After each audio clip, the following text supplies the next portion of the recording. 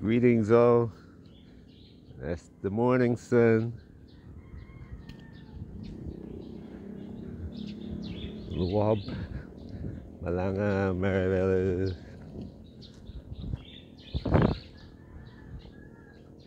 That's how it looks.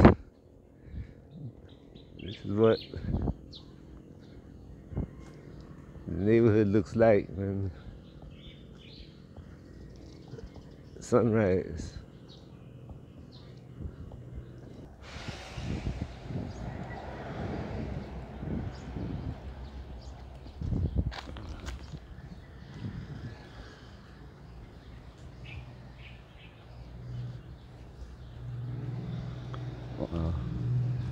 Mango tree is still filled with mangoes. Hopefully I can get one. Anyway, yeah.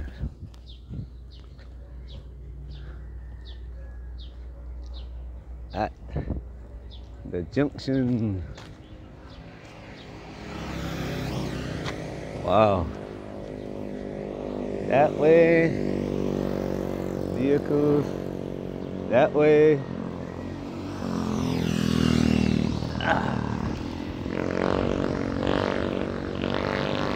Mountain peaks are clear today. Not even a cloud.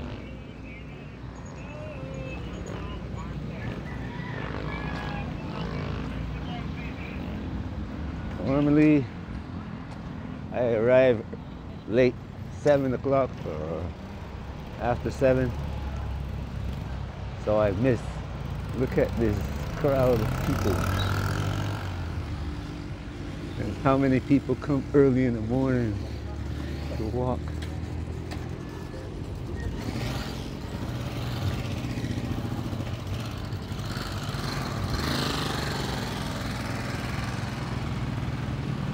Ride. You come with a park and motorbike.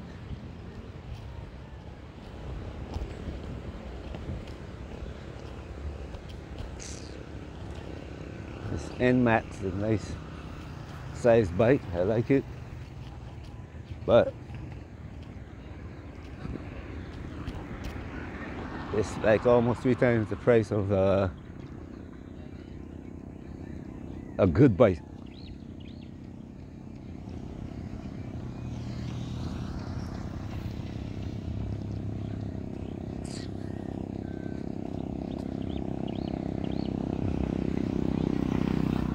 Anyway.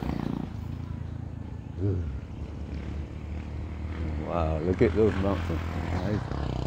Just, especially in the morning and the afternoon, it just put me at rest, total comfort, relaxed. It's like sitting in the balcony, Only thing I'm walking is for.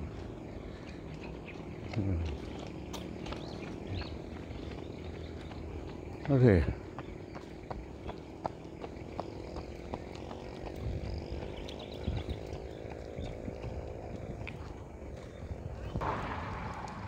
Okay. Anyway. Uh-oh, somebody is running away from me. Hey.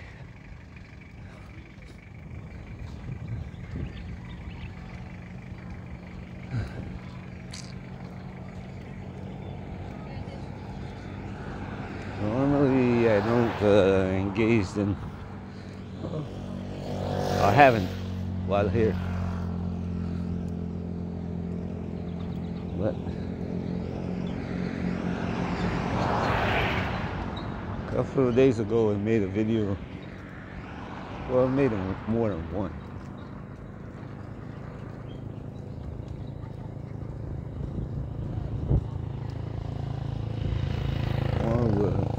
That asks questions, how much do we know about Africa?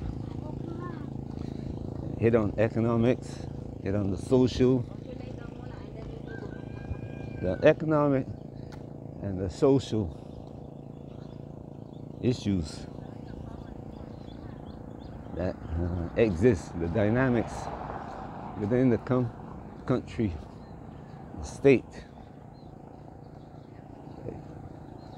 or the village that you live in.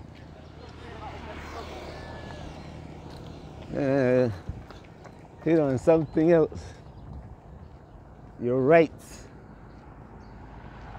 What rights do you have in Africa?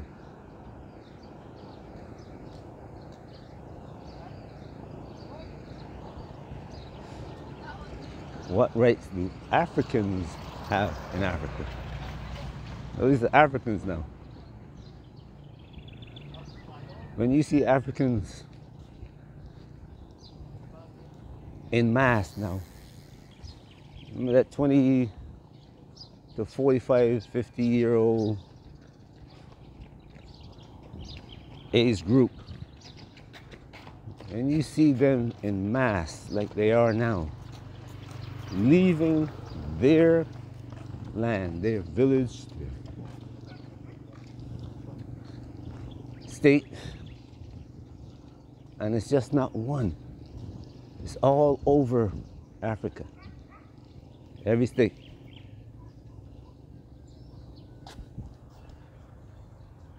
They're leaving in mass and going to another man's land to build his land. These weren't the ones who were taken out or who were sent out, who were given, sold out, like us.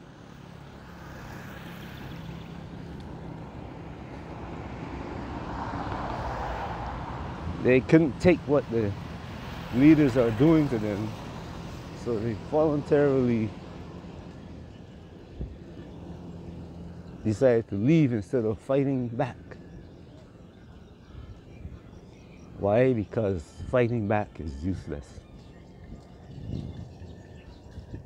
The leaders have militaries that not for defending Africa, but defending them personally.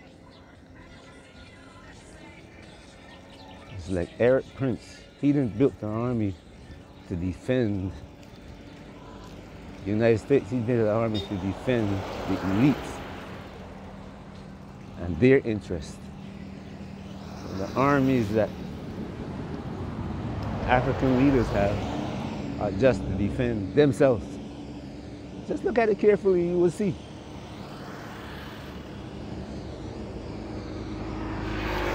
Niger, before the coup d'etat, they weren't out fighting the so-called terrorists. They weren't out defending the country against these people who were trained and sent in to steal the minerals on behalf of, keep the country in upheaval on behalf of the French and the other European nations. Congo. It's run by a billionaire. The operation is run by a billionaire. Well, a couple of them.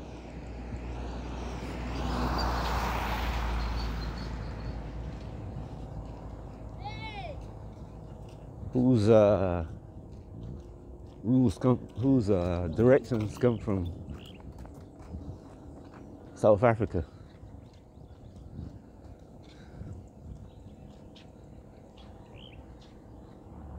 And the people in South Africa, pretty much nothing in Africa is done without them. But anyway, like I said, the leaders in Africa, their armies are not for defending the state against external enemies like the British or French or US Army, Chinese Army, the Russian Army. Not for that. It's for defending the family of these men against their own people. So the fellow Africans have no rights. Some of us who come to Africa have more rights than them.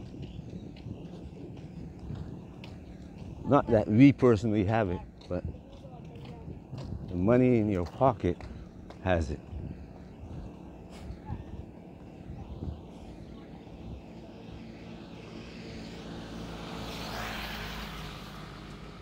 That money that you spend has it. And if you doubt me, look at the year of return 2019 set up by Ghana. Look at how it started and who was engaged in getting it going.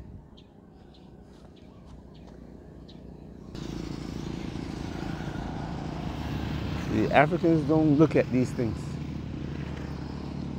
When I say Africans, like I said, that there's that 20% rule, and of that 20%, who actually are trying to keep stability in the land, only a 0.5% of them, and you can say really 0.3, are engaged actively, not passively. Not they stay in the land and they're not making a lot of money, but they still work, and they work in the village to help people who need something. They don't take bribes, and they don't bribe other people when they go in position that they can.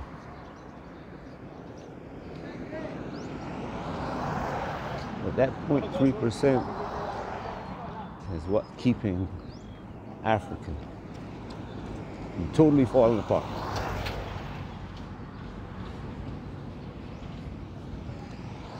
And people talk about Mansa Musa, but there are 1,000 Mansa Musas in Africa today, not just one. He went out of Africa taking all his riches and passing it out all around the world, all across Africa into Saudi Arabia. Today's leaders are taking all the wealth of Africa everywhere in the world, private jets to go with. Their children spend $1 billion. Let's look, for instance, in Nigeria. The children of the Nigerian politicians spend $5 billion. I think the estimate was $5 billion a month. Not naira, dollars, and pounds and euros. In France, Germany, England, Holland, their dogs have private rooms in hotels taken care of by people.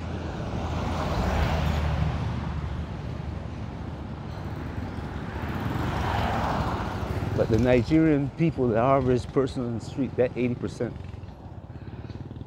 go along with it.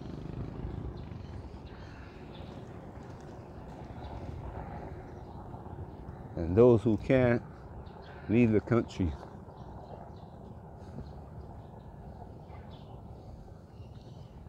They try to maneuver within the corruption, using the corruption to try to benefit them. And it's not only in Nigeria that it happens. It happens all over Africa.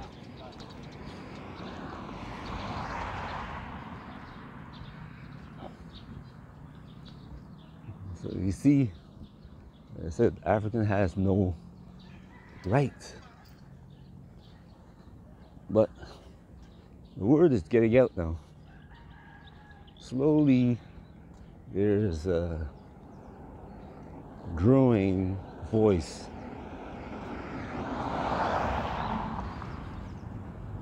And when it started, I didn't expect some of the events that I'm seeing now. I didn't expect to see military people take over the country and try to change it for the better. Not to pocket the money that they're going, not because of jealousy of the other people who are getting all the money ahead of them, but to change the system, get rid of the old master. And it's upsetting some people around the world. But these people they keep on going. And the people who don't like what they're doing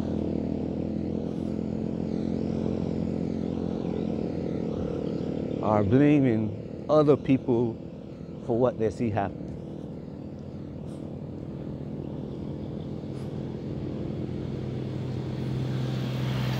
They're not saying, well, the leaders who are there caused this problem and the need for change. They're saying these bad guys are coming from outside, changing the system that we set up, the rules-based order that we set up.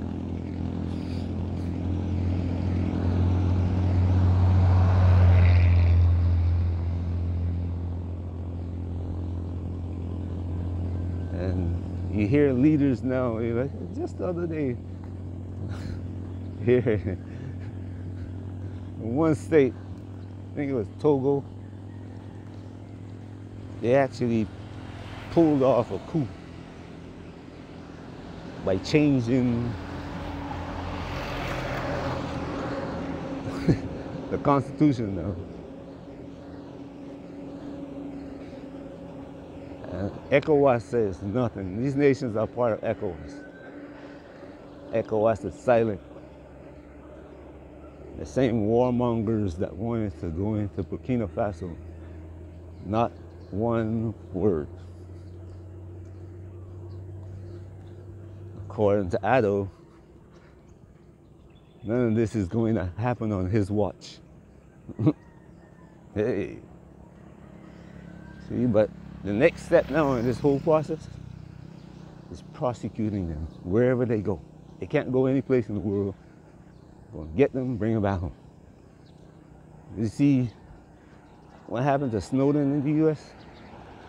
When the U.S. wants you, they're going to get you. You pull off something like what these African leaders are doing in Africa. In America, look at what's happening to Trump. Try to pull a fast one. Guess what? But that's what you have to do. Prosecute. Take everything. All the ill-gotten resources that they took out of the country has to be retaken. They have to be prosecuted. See, baby Dr. Duvalier died broke in France. These same leaders have to suffer the same fate. Families got to lose all the money that they took. Like the one in Guinea-Bissau.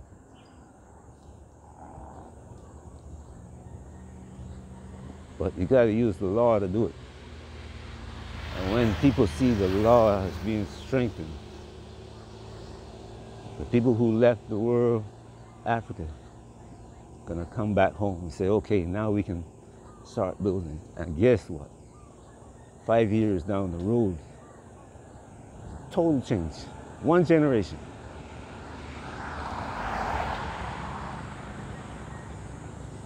Anyway, I hope you comprehend the gist of what I'm saying. If you don't agree with me, just tell me, here's why I don't agree with you.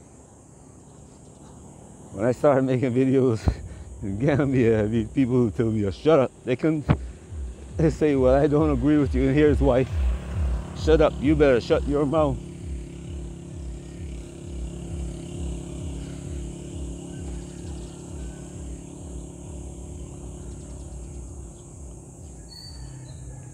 instead of looking at what I say and say, you know what? If he's, me try it. If he's correct, then, But guess what's happening? The people of Gambia that's benefiting. Somebody else is listening to what I'm saying. And they're saying, coming in and taking the opportunities. People from Lebanon and India, Saudi Arabia, Turkey, they're coming in.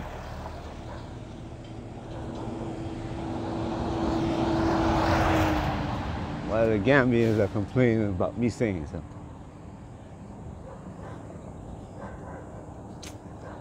Anyway, hopefully the word will spread and they will begin to look at what I'm saying too. Not only Gambians, but everywhere in the world.